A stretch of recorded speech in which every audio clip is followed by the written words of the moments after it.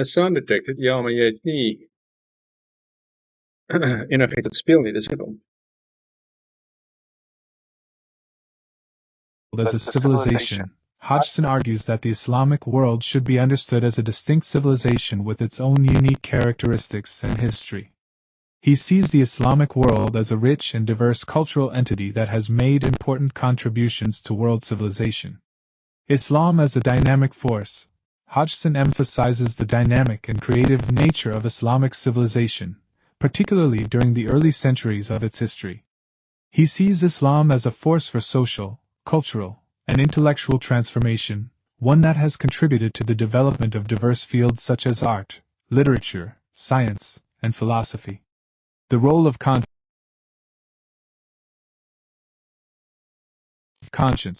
Hodgson emphasizes the importance of conscience in the Islamic tradition. He argues that Islam has a strong ethical dimension, with a focus on personal responsibility and moral accountability.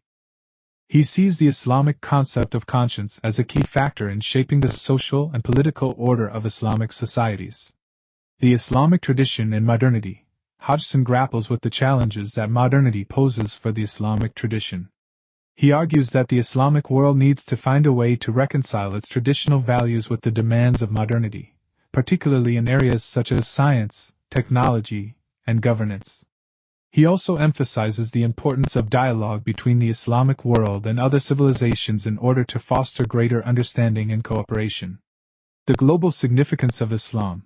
Hodgson emphasizes the global significance of Islam, both historically and in the present day. He argues that Islam has played an important role in shaping world history and continues to be a major force in global affairs. He also stresses the need for greater understanding and appreciation of the diversity of the Islamic world, and the importance of fostering greater dialogue and cooperation between different cultures and civilizations. Overall, The Venture of Islam is a rich and nuanced exploration of the history and culture of the Islamic world. It offers a comprehensive and insightful analysis of the Islamic tradition and its relevance to contemporary issues and challenges. The book remains an important resource for anyone interested in understanding the history and culture of the Islamic world, and the role that Islam has played in shaping world civilization.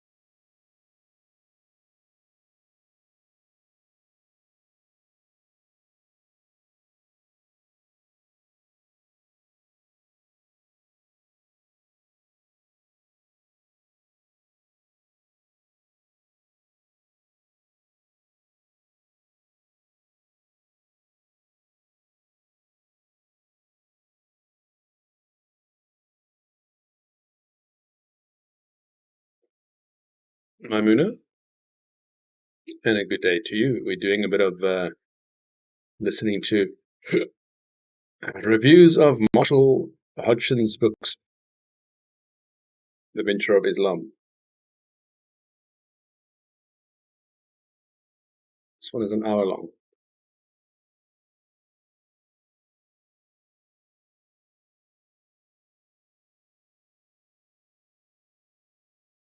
Few words of thank you before I ask my valued colleague Jennifer.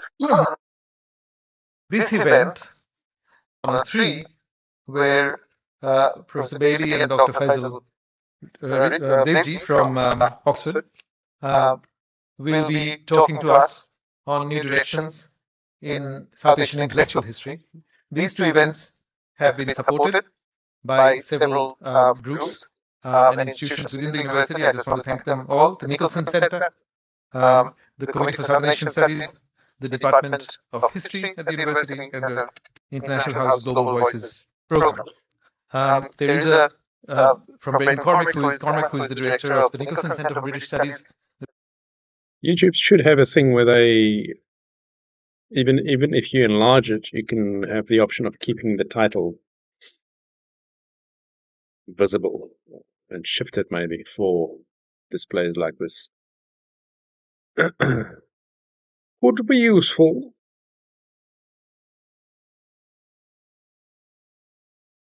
Example there. I would like to keep option. There's a very short message that he said he would request me to read out to say that on behalf of the Nicholson Center that this lecture is an unusually important moment in a now decade-long collaboration between the center and the different groups that make South Asian studies so strong at Chicago. And the Nicholson Center is very pleased, he says, to support the event. We're also extremely grateful to these constituencies for their engagement with the center's mission to nurture a robust global British studies. And I have a few individuals to thank sincerely for all the work they've done to make these 2 events possible. And that's Irving Buckner, Neha Mohan, Toby Tiger, Esther Mansdorf, Alicia Slipkowski, Elisa Padilla, and Jean Fitzsimmons. So without further ado, I'll hand it over to Jennifer Pitts, who's a professor in the Political Science Department, to introduce Professor Bailey.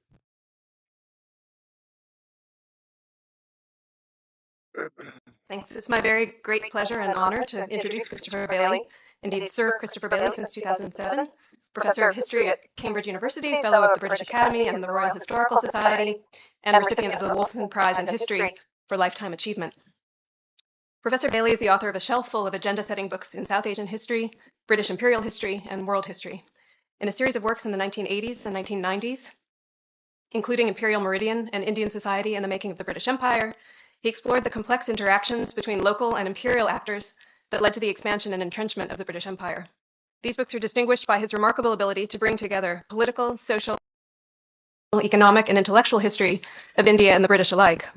Likewise, in Empire and Information, Professor Bailey's deep research and historical imagination together enable him to take stock in a nuanced way of what he calls the engagement between the Anglo-Indian public and the Indian ecumeny. One recent reviewer noted that the continued popularity of Professor Bailey's works in Indian university curricula speaks to the relevance these have for understanding the genealogy of the post-colonial present. In the last decade, he's been pioneering approaches to world history, working on a global scale in the same comparative and connective vein that distinguishes his works in Indian and imperial history. His Birth of the Modern World, published in 2004, manages what most are able to do only in edited volumes with multiple collaborators, in offering an account of global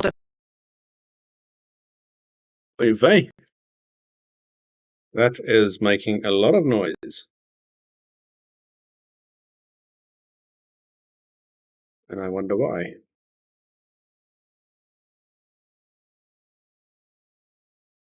The CPU is very much used up by TikTok and Opera, but those are both on GPU. Let's show people. Oh, the CPU is full, basically, that's why. But both these things should run off GPU. This is very strange. Maybe I should restart the whole thing.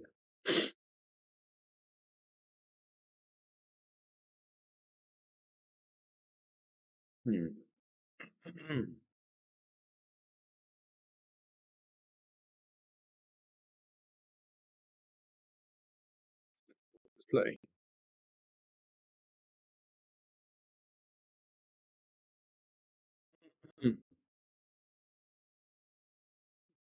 Going to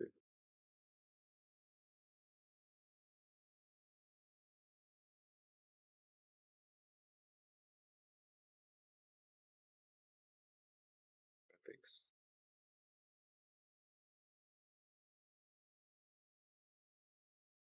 Moet ik meer die kant op gaan of meer die kant op gaan?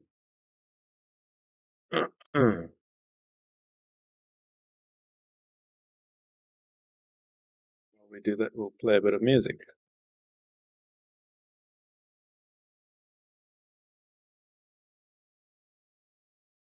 We'll play some classic rock.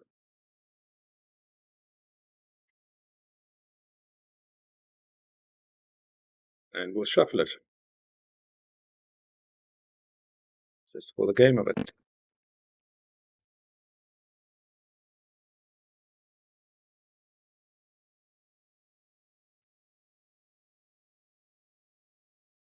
Oh.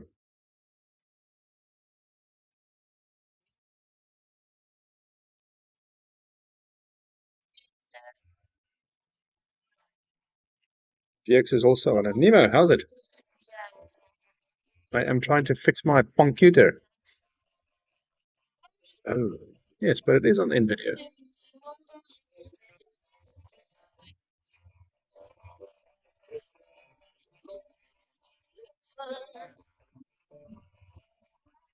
What's happening on the play thing?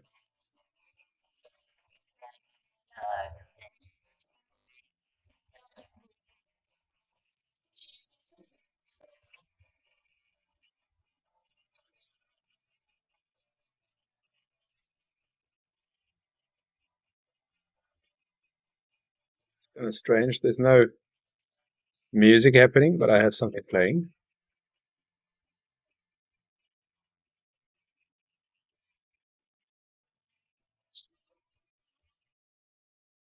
Okay.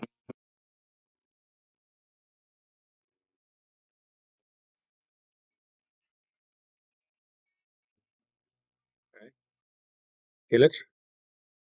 Kill it. Might be because it's holding too much in memory now.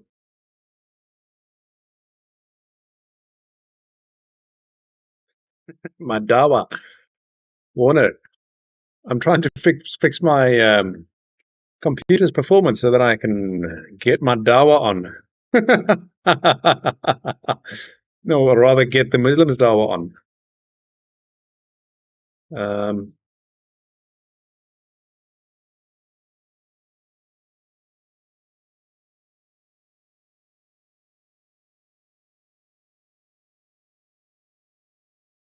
I don't know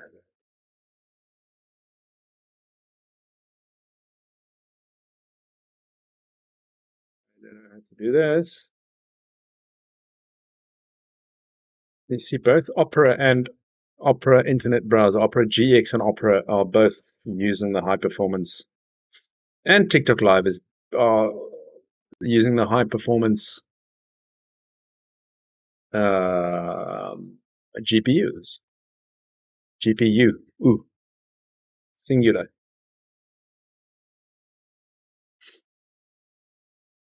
Let's try this again because it makes a little sound, which I dislike. Developments that is at once highly textured and also synthetic. He's also fostered precisely the sort of global collaborative work that is also indispensable to the textured history he practices in special issues of modern intellectual history, on the Bhagavad Gita in the world, and on the advent of constitutional liberalism in India, as well as in edited books like the recent History, Historians, and Development Policy, A Necessary Dialogue. He's the author most recently of Recovering Liberties, Indian Thought in the Age of Liberalism and Empire, a signal contribution to the emerging field of global intellectual history. With each project, Professor Bailey opens new vistas and fascinating new conversations, so it's with a sense of real anticipation that I've awaited his lecture this afternoon, as I'm sure all of you have as well. Please join me in welcoming him.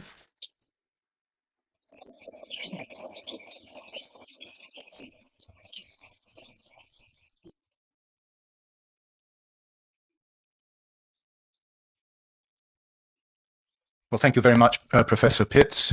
And thank you, Professor Chakrabarty, for your very kind welcome. And I think everybody has been most welcoming here in the last couple of days, and I'm enjoying myself tremendously, meeting new people. Is the microphone okay, or is it too close? Okay. Well, in the past years, many of us have given fairly general lectures about the way historians have countered Eurocentrism, by which we mean the reading of all history out of European history, and a resolute emphasis on how Europe influenced the world, ignoring the opposite influences. Today, I want to be more precise, more focused, by discussing these issues through the work of one particular historian, Marshall G.S. Hodgson, who wrote about world history from the perspective of Islam.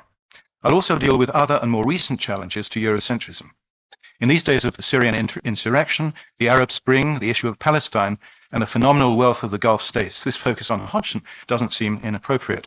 So what I shall be offering is a historiography of challenges to Eurocentric history, ending with some reflections on the present situation.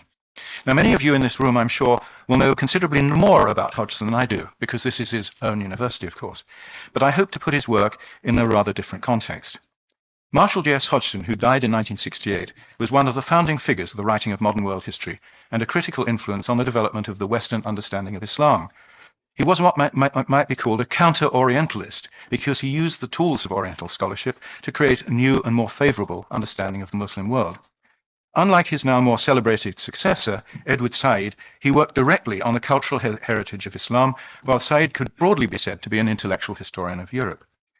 Yet Edmund Burke III, Terry Burke, one of Hodgson's greatest admirers and the editor of his posthumous collection of essays, Rethinking World History, writes of The Venture of Islam, Hodgson's major work, that in some respects it was a splendid anachronism, an idealist approach to the subject, which also had to be understood at least equally through a consideration of demographic, economic, and social change. So the first section of this talk attempts to resolve the paradox by setting Hodgson's thought in the context of world and American historiography during the 19th and early 20th centuries. It goes on to assess the strengths and weaknesses of Hodgson's approach in terms of more recent scholarship. I end. How's the sound with all this going on? Can you hear the crick? Wondering what I can do to improve it. And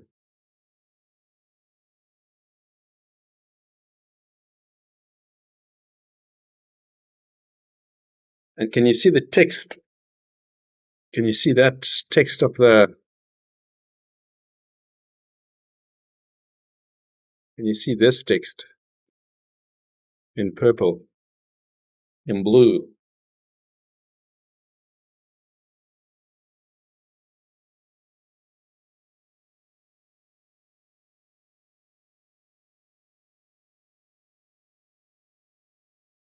By considering how recent challenges to Eurocentric history have evolved from and also differed from Hodgson's work. Now, placing Hodgson in or ahead of his times, Marshall Hodgson's work can be understood at two interlinked levels. On one level, he emerged out of a very specific historical and anthropological tradition which had developed at this university in the 1940s and 50s. This tradition, overseen by the Committee on Social Thought, looked for intellectual inspiration to the great books of continental Europe, especially Germany, because Chicago remained in quite a significant part a German-speaking city. The tradition was broadly dismissive of what was seen as Anglo-Saxon empiricism. It promoted an understanding of culture, or Kultur, which derived from the anthropology of Franz Boas, amongst others. This was a relativistic form of thought, which rejected the historicism and progressivism seen, for instance, in Spencer, Mill, and the neo-Darwinists. The desire to understand world cultures in their own terms was later developed in the work of some of Hodgson's anthropological contemporaries and younger colleagues, notably Milton Singer on India, Robert Redfield on Latin America, Clifford Geertz on Indonesia, and in his later work, at least, Bernard S. Cohen, a friend of mine in my early days, on India and the British. Hodgson's intellectual sensibility was also influenced, as Burke argues, by his personal Quaker beliefs and, I quote, cranky obsessions, which include vegetarianism, a concern with terminology, and one could add a vaunting geographical vision. Hodgson was also a fitness fanatic who died very young, as many of you know, because he insisted on running marathons in the summer heat of this city. At a wider level, these Chicago intellectuals drew on and transformed into a particularly American form of thought the works of a number of continental Europe. Okay, so these remarks that he made so far tells me that Hodgson wasn't a very scientific thinker.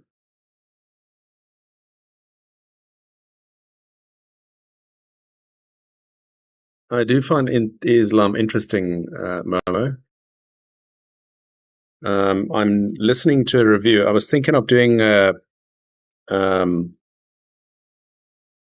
reading actually Hodgson's books, which on called The Venture of Islam. 6 books and packaged into 3 volumes,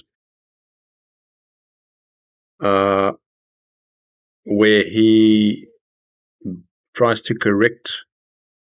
He died in 1968, so up until that time, at least, he tried to correct how history was taught, or what history we seem to have known, by bringing. He wanted to bring Islam's role in world history into its proper place.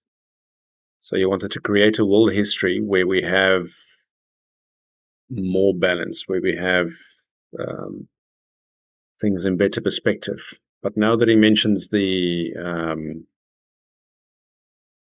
not the fitness fanatics, but the fanatic is a bit of a problem. But the veganism thing tells me that the man did not understand how science and evidence work properly. But I don't know, he may have applied it correctly within the his area of speciality, which is history. Although he was this review being given here says that it should be seen more as a demographic / something else, and they mention anachronism, which means placing things in the incorrect times, which is not proper history. So it's interesting. Gives me a bit of a background on the person, on Hodgson.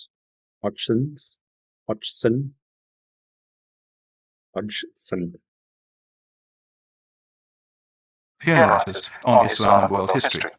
While Hegel, for instance, had held that India was an immature civilization distorted by dreamy Hindu aesthetics, he had viewed early Islamic monotheism much more favorably as one stage in the march of the spirit of freedom. Only later did Islam, according to Hegel, retreat into Oriental ease and repose, with the result that the single truly free person in Muslim societies was the king.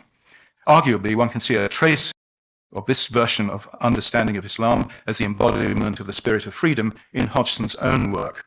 Hodgson, however, insisted that Islam's retreat did not truly occur until the 18th century. By 1914, other positive and comparative views of Islam in Asia had come to the fore, especially in continental European scholarship. These range from Nietzsche's characterization of the prophet as hero, anticipated by Thomas Carlyle, to Max Weber's understanding of the relationship between religion and rationalization in world context. As Burke again notes, Louis Massignon, the French Arabist, and the Austrian-American Islamist Gustav von Grunebaum were particularly influential on the development of Hodgson's thought. What were the resonances of these thinkers for him? Louis Massignon can be understood in the context of French colonialism in Algeria. Experience of travel and colonial service was always critical in widening the views of European scholars.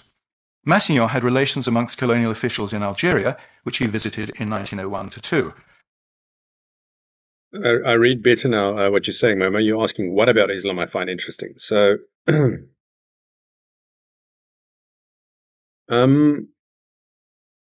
Islam as an alien,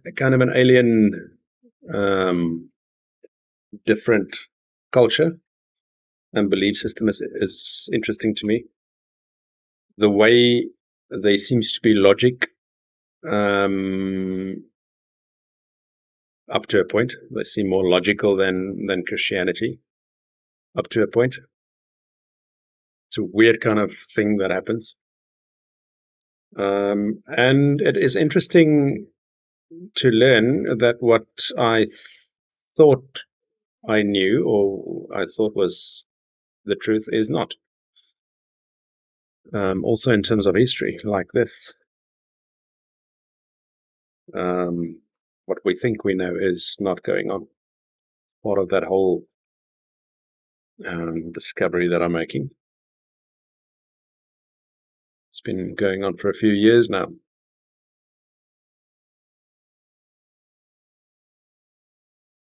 Following his graduation from the Lycée Louis le Grand in Paris, later, during a visit to Mesopotamia in 1907, he emerged from a very dangerous situation in Baghdad as a reconvert to Catholic Christianity, but still influenced by Islamic humanism. His understanding of both Christianity and Islam was deeply mystical. Belief followed from the visitation of a stranger, meaning God, to the individual spirit. As a Christian mystic in a Muslim context, he was also influenced by the French-Algerian hermit Charles de Foucauld, who had become a kind of St. Francis to the Tuareg tribes of North Africa. Massignon's La Passion d'Al-Harraj, dealing with the great 11th century mystical scholar, brought these two religious strains together. Massignon's fixation with mysticism was later criticized by Edward Said, while generally exonerating from the Saidian vision of Orientalism. But he believed that Massignon had marginalized the legalistic and social dimension of Islam. Yet this obsession was what gave Massignon a unique empathy with Muslims across the world. Apart from Massignon's scholarly range and imagination, his attraction for Hodgson lay in his Christian religious commitment and his deep love of Sufi mystical traditions within Islam. It's true, of course, that Hodgson himself was aware of and ambivalent about the intellectual dangers of reading Islam out of Christianity or vice versa. Yet his own Quaker Christianity made him favourable to what he saw as the socially equalising aspects and emphasis on personal conscience in both original Christianity, reflected, of course, in Quakerism, and also the moral equality preached by the Prophet Muhammad. Still, the compassion of the Sufi provided a key entree for Hodgson into the world of universalistic humanism which he imagined. A second feature linking Massignon and Hodgson was their determination to include Persian thought and literature in the studies of the Islamic world. Mansur al-Hallaj himself was born in the province of Fars in Persia, and his family had originally been Zoroastrian. Yet it's important to be aware of the differences between the sensibility of Hodgson and Massignon. Hodgson had flourished in a university which was acutely... Yeah, Warner, quite right. History is a big fat lie. But it's better than making shit up or not knowing anything, right? What we should realize is that history is a view, as described by someone.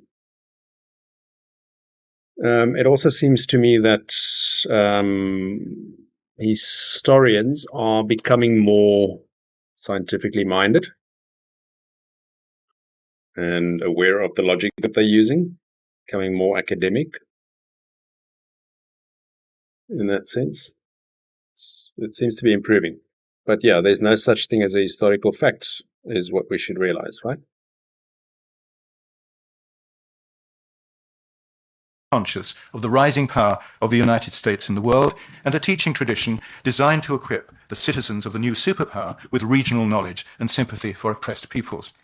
Hodgson was also aware, in his later years at least, of the force of Islamic revival, which was reflected in the rise of the economic power of the oil-rich Arab states, the foundation of Pakistan, the influence of the Muslim Brotherhood, and the like.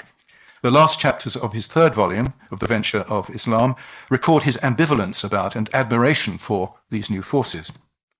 By contrast, Massignon, who is considerably older than Hodgson and even more devoted to mysticism than he was, struck a note of nostalgia and regret for the decline of classical Islam in his works.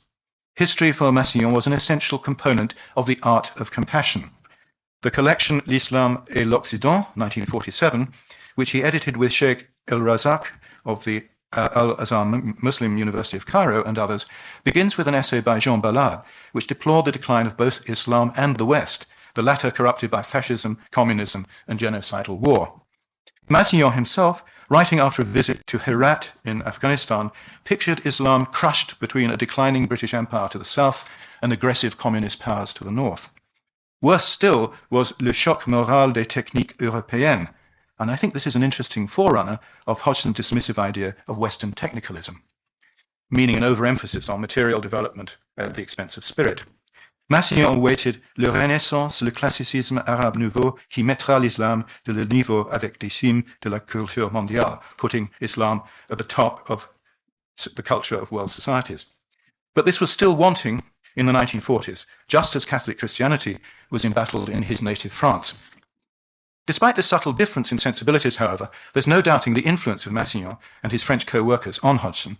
For instance, the essay by Émile Dermengen in l'Islam et l'Occident, Témoignage d'Islam, marks out Islam as a nation intermédiaire, an intermediate place, an intermediate nation, helping to link Europe, East Asia, and Black Africa. This is also, in my mind, a clear precursor to Hodgson's idea of an Afro-Eurasian oikumene, an assault on the geographical version of Eurocentrism.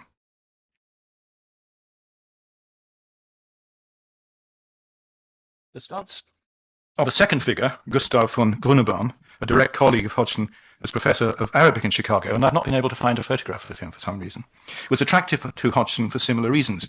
A refugee from the cosmopolitan world of late Austro-Hungarian Empire, von Grunebaum left Europe as it was engulfed by the Nazis. He was convinced of an intellectual obligation resting on Western students of Islam, these are his words, to interpret it humanely to his own society, particularly for its moral worth. This was a position with which Hodgson was very much in favour, though von Grunebaum's passion was to explain this worth through a detailed textual study of Arabic poetry. His medieval Islam achieved a similar synthetic scope to Hodgson's thought for a more limited time period, as it attempted to reveal the universal humanity of Islamic civilization through Arabic literature. Von Grunebaum and the South Asian scholar Aziz Ahmed worked together on the Muslims of India and Pakistan during Hodgson's final years.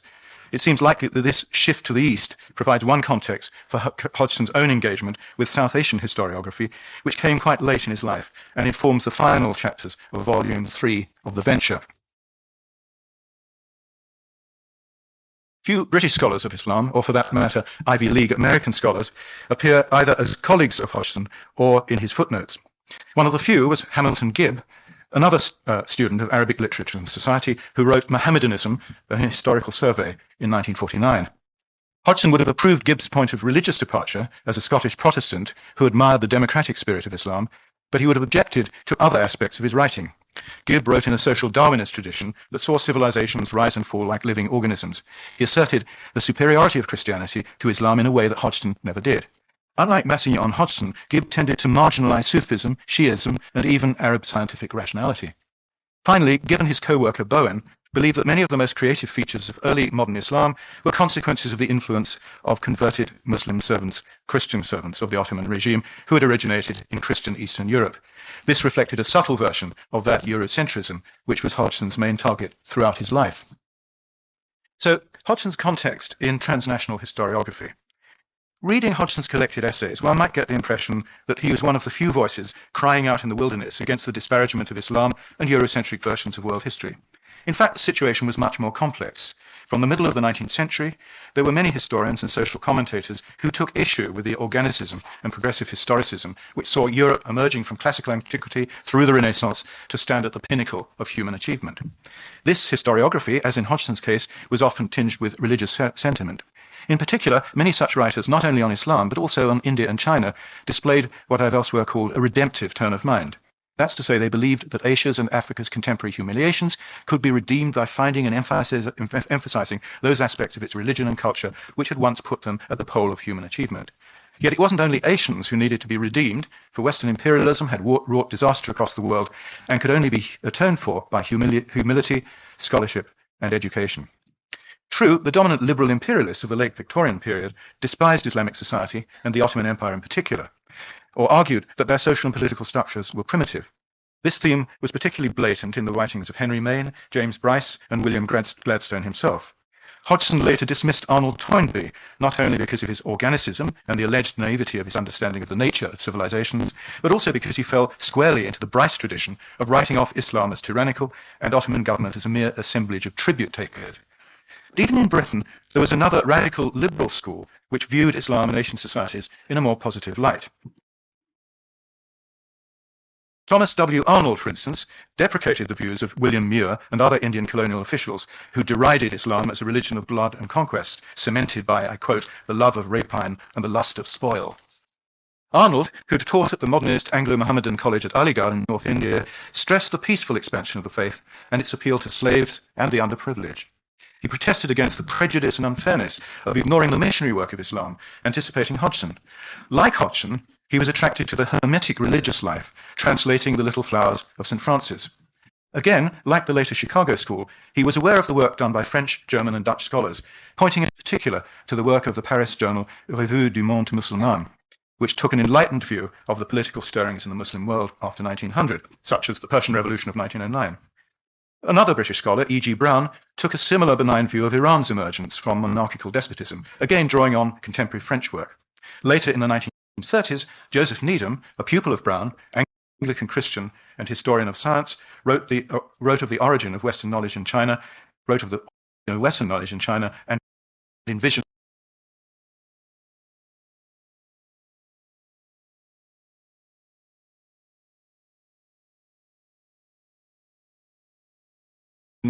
history as a story of the survival not of the fittest, but of the most altruistic. Hodgson himself sought to reorientate world history away from its Western axis by treating Europe as a cape or promontory on the margins of an Afro-Eurasian oecumene. Yet this effort had begun nearly a century earlier, before, in India, a country which is more often alluded to in passing rather than discussed in Hodgson's early essays on global history.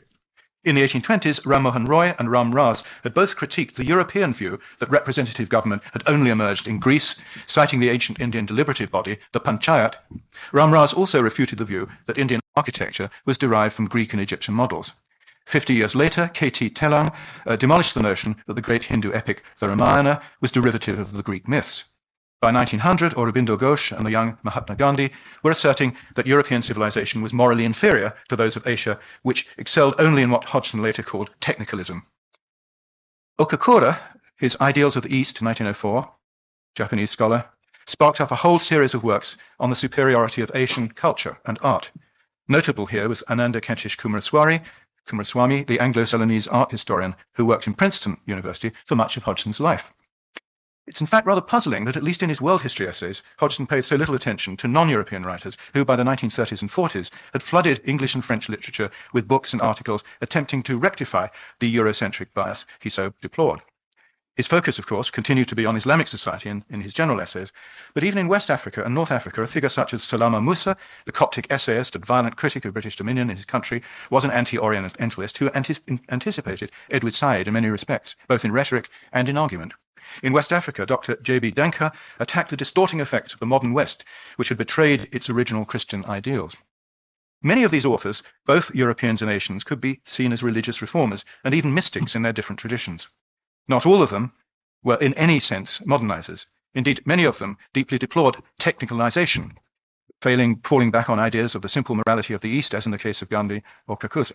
Others, such as T. Lawrence or Massillon de Foucault, were entranced not by the modernism of the Tanzimat, the Ottoman and later Turkish reformers, but by the simple life of the Bedou, and gloried in young Arab male manhood.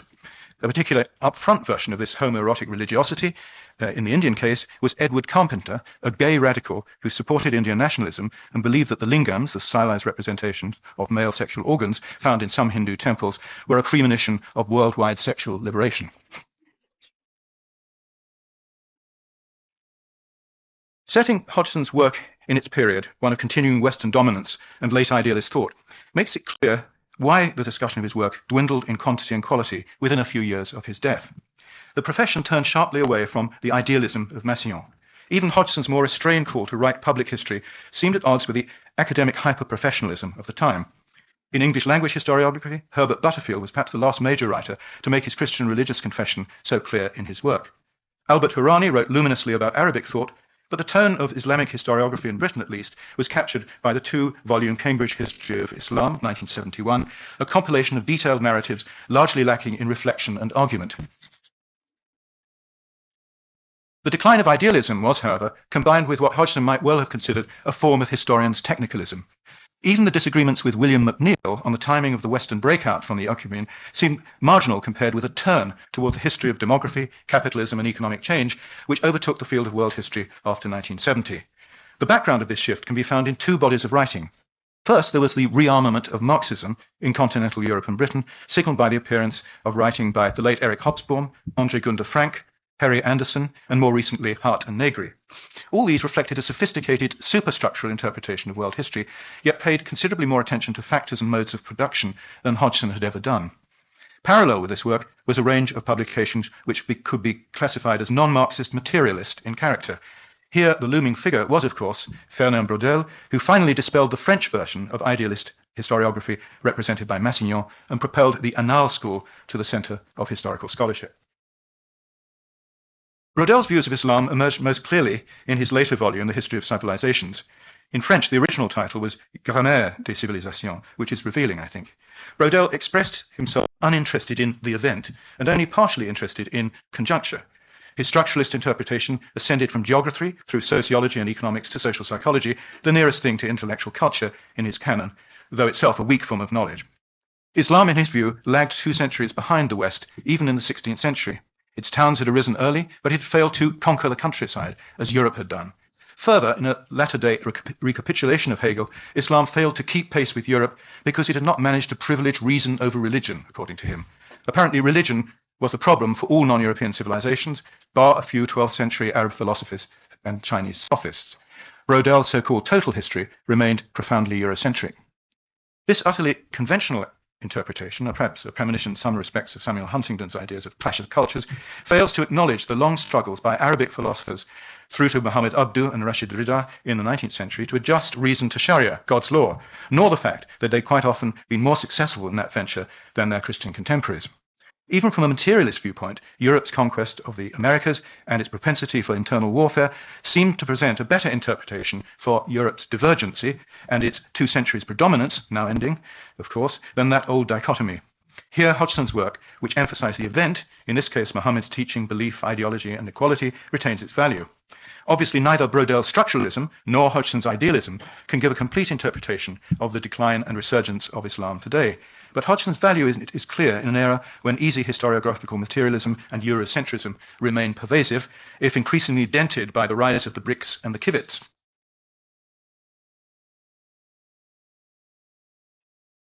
The direct intellectual descendant of Braudel was K.N. Chaudhry, another friend of mine, who wrote on world history and the history of Islamicate world, as he didn't call it, from the bottom up, but avoided Eurocentrism.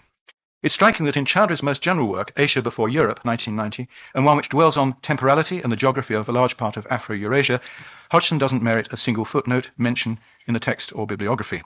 This is in sharp contrast to Chaudhry's near deification of Braudel and the excursions into set theory and linguistic philosophy which he made. Hodgson is also absent in Chris Wickham's study, Framing the Early Middle Ages, which brings together the Islamic and Christian Mediterranean worlds, as Hodgson had done in Volume 2 of The Venture, though concentrating on aristocracies, peasantries, rural settlements, and exchange. The works published or edited by A.G. Hopkins on the history of globalization once again generally neglect Hodgson. Hopkins and his contributors emphasize trade and exchange, and insofar as they consider Islamdom, it's almost exclusively as an economic area. Recently, several younger historians have turned to the issue which Hodgson debated with McNeill, the tipping point when Europe achieved its economic and political advantage over the rest. Raymond, how are you doing? We're listening to a review of Marshall Hodgson, Islam and the World History, and World History in the Modern Age by another historian. Posthumous review. Interesting but technical, so I need to pay attention to try and understand it. I'll probably need to listen to it again and again and again and again and again. Being the global village idiot. I'm sure there's many.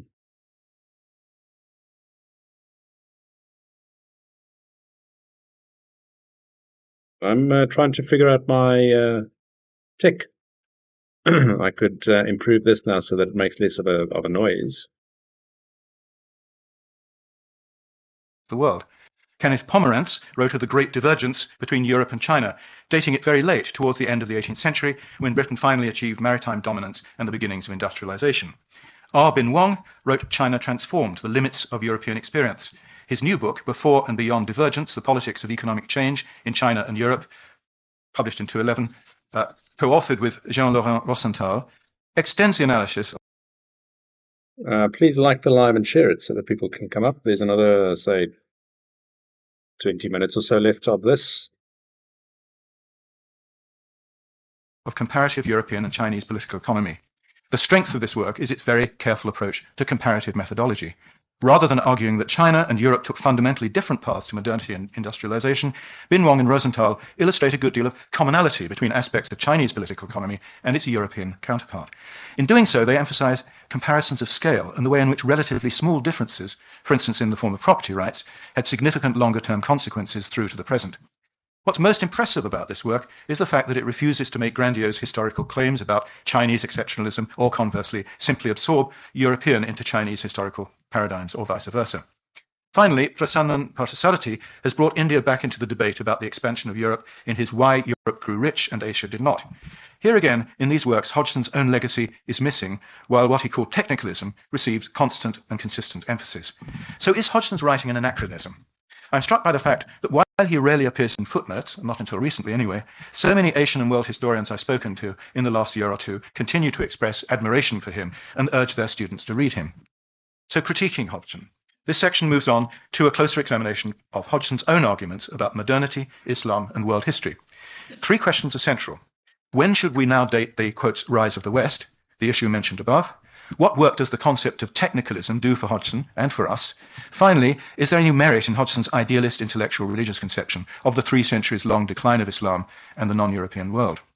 It's quite important to state here that critiquing Eurocentrism in history does not require us to underplay the profound significance of the centuries of European world domination. What we need to do is to put it into a global context. But how? Hodgson's vigorous disagreements with McNeill over the timing of the European breakout seem to reflect some of his key assumptions. In the first place, Hodgson emphasized the continuing spread of Islam as a predominant agrarianate civilization well into the 17th century, highlighting the Ottomans' advance into the Mediterranean and the Balkans, or the Mughals into Hindu India. McNeill had committed a disastrous error, according to Hodgson, in arguing for the great importance of the Portuguese voyages through the Atlantic and around the Cape of Good Hope, and emphasizing 1500 as the turning point in world history. These expeditions were merely, according to Hodgson, one more venture with an essentially agrarianate-level historical complex. In addition, the Renaissance, constantly lauded by European scholars, could not easily be linked to the technicalistic advance of Western nations, which was only really a feature of the later 17th century and beyond.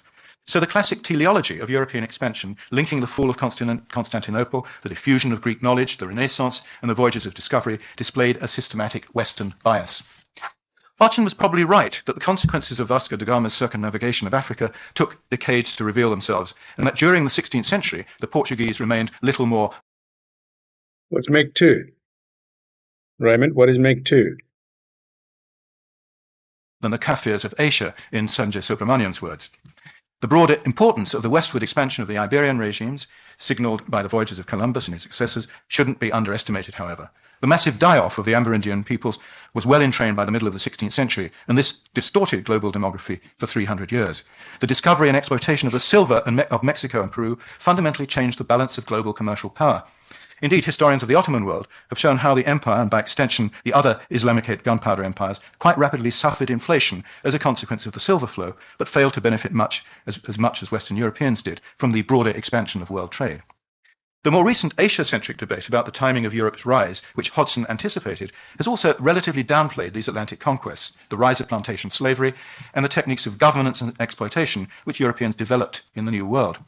Pomerantz, for instance, certainly acknowledges the importance of the Americas as a huge storeroom of resources which Europeans could plunder. But Jesuit and Dominican ethnology, the surprisingly early development of closely governed imperial provinces in the Spanish New World, and above all the violent expansion of amphibious warfare between medium-sized European powers to the rest of the world, surely constituted an epochal change which was well entrained by 1600. In this sense, McNeill was right about the significance of the voyages of Columbus and Vasco da Gama. No longer a mere promontory or cape of Hodgson's Afro-Eurasian oecumene, Europe had discovered a vast new hinterland. Hodgson's discussion of what he calls the Great Transformation in The Venture Volume 3, the second key argument, is particularly general and lacking in temporal specificity, except when it comes to the generation of 1789. This is understandable in view of the fact that most of it was abstracted from his notes and drafts after his death. But we can still ask the question, what work does the concept of technicalization do for Hodgson, and how far can we use it? As Edmund Burke III notes, there's a tension between Hodgson's acknowledgement that this process which distinguished our world from its agrarianate precursors began in northwestern Europe, and his insistence that technicalization was a global change. To some degree, however, more recent scholarship may help to resolve this tension. Jan de Vries's argument that early modern Europe had already undergone industrious revolutions characterized by more direct and rationalized forms of labor control and production can be expanded to other parts of the world. Indian silk and cotton textile industries, or Chinese porcelain production, for instance, seem to have gone through periods of concentration with more direct use of capital and labour in the 17th and early 18th centuries. Much of this enhanced production was directed to the internal market, though the European joint stock companies were later beneficiaries. The notion of industrious revolutions also moves agency away from the supposed once-and-for-all breakthrough of British industrialisation, an argument of which Hodgson was very suspicious. To this extent, Hodgson's emphasis on the global nature of technicalisation was clever. At the time, though, he unduly downplays the significance of the new relationship evolving in Europe between the state, capital and science in the late 17th and early 18th centuries. Even before British industrialisation, a phase of proto-industrialisation and knowledge accumulation developing out of the earlier industrious revolutions had brought about a great leap forward in Northern Europe. New techniques of mapmaking, astronomy and gunnery, arising out of the need to protect and exploit the Atlantic slave economies, were an important indicator of change. Capital formation had been rationalised and new forms of risk avoidance and insurance had developed, as Adrian Leonard has recently argued, and these were considerably more sophisticated than anything found at this period in Asia or the Islamicate world. Hodgson made much of the distorting effect of Mercator's map projections, but if we compare Ottoman maps of the 17th and 18th century in the Topkapi Museum in Istanbul with European maps which ranged from Alaska to Japan, the considerable lag in scientific knowledge became clear. Of course, as Pierre Chaunot and most recently Joanna Whaley-Cohen and others have argued, China continued to expand on its inner frontiers, as did the Ottoman Empire on the eastern frontier. But it's become clear that these inner expansions were fragile, and the military forces that carried them out lacked the sort of complex logistical support which European armies and navies had developed by about 1700. Finally, and importantly, the ideology of northwestern European states presupposed a degree of control over the economy, labour, and even intellectual activity, not at this time matched in the rest of the Afro-Eurasian world. This had developed out of religiously motivated Enjoy, Raymond. Thank you. persecuting state into something resembling much more closely Michel Foucault's governmentality. By contrast, the great Asian and Middle Eastern states generally offlaid functions onto local linguistic and other ethnic elites, whether it was the Hindu agrarian or urban commercial societies in Mughal India, or the Han Chinese majority in Manchu China. When these states tried to impose economic, let alone doctrinal conformity, Safa, you're not going to watch the rugby like Raymond? the result was rebellion and fragmentation, as Aurangzeb found in the Maratha lands and the Sikh Punjab, and the Qing state was defined in the later 18th century. Hodgson acknowledged these significant developments in European state and society from time to time. He even writes a few lines on the significance of British industrialisation. Yet his interpretation is constrained by his desire to emphasise the continuing vitality of the Islamicate and Asian world to the end of the 17th century and even later. Equally, his predilection for ideal types and the unity of civilizational essences means that the history of events has very little purchase on his arguments until we reach 1789. Finally, his religious and moral understanding of history means that he's constantly forced to deny any overriding attribute of progress or rationality to the West's modernity. Technicalism, he argued, was often less rational in moral and civilizational terms than supposedly tradition-bound societies of the old agrarianate world.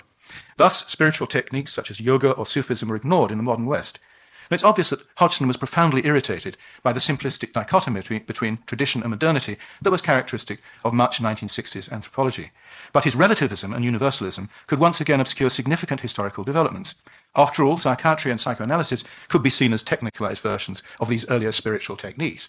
Freud had Hindu deities on his study desk. Jung attempted to bring Eastern learning into his humanistic vision.